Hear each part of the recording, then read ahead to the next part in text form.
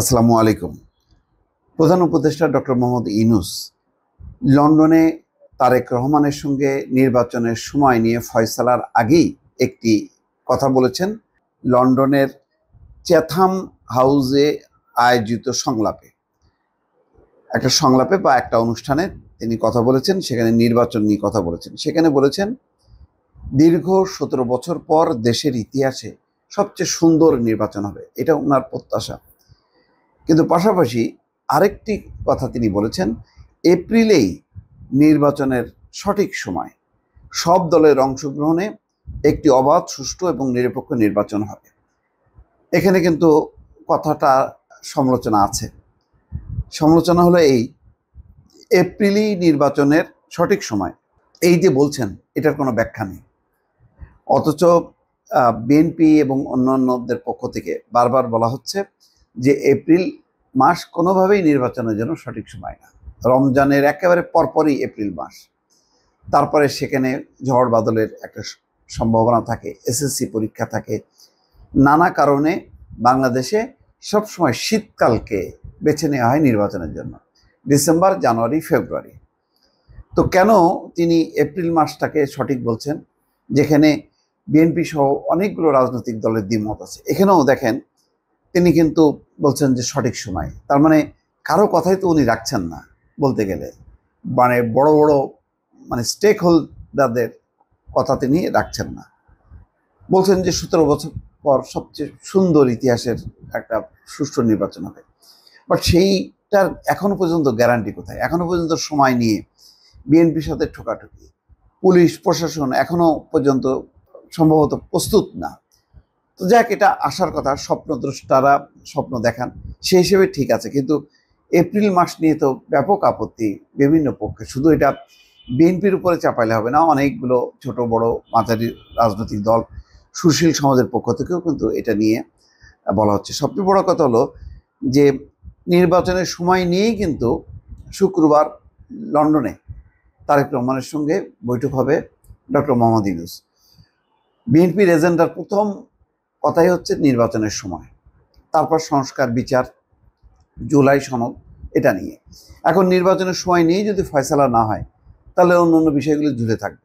ফলে আমার মনে হয় যে নির্বাচনের সঠিক সময় এটা বলার ফ্লেক্সিবল থাকা উচিত, যে আমি ঠিক আছে, এটা নির্বাচন যদি সব পক্ষ না চায় তাহলে একটা পরিবর্তিত হবে। এটা তো কোনো কি বলবো, এটা কোনো কোরআন শরীফের কোনো আয়াত না যে পরিবর্তন করা যাবে না, সংবিধান যেখানে পরিবর্তন করা যায়। তো সুতরাং বৈঠকের আগে ভাগে এরকম সময়ের কথা বলে ফেলাটা, আমার ধারণা যে বৈঠকটা একটু হোঁচট খাবে। একটা আমিও ছাড় দেব, আমিও কথা শুনবো, রাখবো, এই মানসিকতা নিয়ে যদি দুই পক্ষই বৈঠকে না বসে, তাহলে সেখান থেকে কিন্তু সমাধান হবে না। আর তার চেয়ে বৈঠক না হওয়াই ভালো। আর বৈঠক যদি ব্যর্থ হয়, তাহলে এটা রাজনীতিতে এক খুবই নেতিবাচক প্রভাব পড়বে।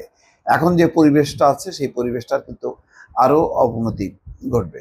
সুতরাং এখন বরং নির্বাচনের প্রথম যে কথাটি বলেছেন ওটা সঠিক, যে আমরা দৃঢ়ভাবে বিশ্বাস করি, আশা করি, প্রত্যাশা করি যে 17 বছর পর ইতিহাসের সবচেয়ে সুন্দর নির্বাচন করব। কিন্তু এপ্রিল মাস নির্বাচনের সঠিক সময়, এটা বলা মনে হয় ঠিক হয়নি। আরেকটা কথাও তিনি বলেছেন যে সব দলের অংশগ্রহণে একটি অবাধ, সুষ্ঠু ও নিরপেক্ষ নির্বাচন অনুষ্ঠিত হবে। এখন সেখানে প্রশ্ন আসতে পারে, আওয়ামী লীগের কী হবে? আওয়ামী লীগের ব্যাপারে যেখানে প্রধান উপদেষ্টা নিজেই বলেছিলেন যে আওয়ামী লীগ নিষিদ্ধের কোনো পরিকল্পনা নেই, সেটা নিষিদ্ধ করা হয়েছে। বলা হয়েছে যে বিচার পর্যন্ত। এখন সেই বিচার কবে শেষ হবে আর কবে নিষেধাজ্ঞা তোলা হবে?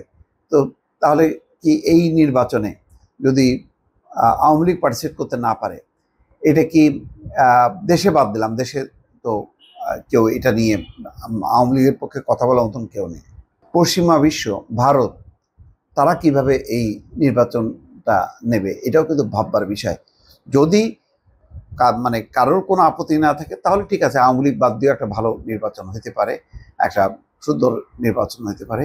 আওয়ামী লীগ যে অবস্থায় আছে, তারা যে পরিমাণ অন্যায়, অত্যাচার এবং গণহত্যা চালিয়েছে, এরপরে নির্বাচনে তারা পার্টিসিপেট করবে অন্য 10টা রাজনৈতিক দলের অধিকারের মতন করে, তারাও সেই অধিকার প্রয়োগ করবে, এটা প্রত্যাশা করা যায় না। হ্যাঁ, আওয়ামী লীগের মধ্যে যদি বোধোদয় হতো, আওয়ামী লীগের মধ্য থেকে যদি একটা সংশোধিত আওয়ামী লীগ সামনে আসতে পারতো, তাহলে হয়তো বিবেচনা করা যেত। ফলে এটাও একেবারে সব দলের অংশগ্রহণ, এটাও বোধহয় সঠিক হবে না। বরং যেটা জাতিসংঘের প্রতিনিধি গোয়েন লুইস বলেছেন যে অংশগ্রহণমূলক নির্বাচন বলতে আমরা বুঝি জনগণের অংশগ্রহণ, দলের অংশগ্রহণ না। এই স্ট্যান্ডে যদি না যায় ইউনূস সরকার, তাহলে কিন্তু একটা ধরা খাওয়ার সম্ভাবনা আছে। দর্শক ভালো থাকবেন, আল্লাহ হাফেজ।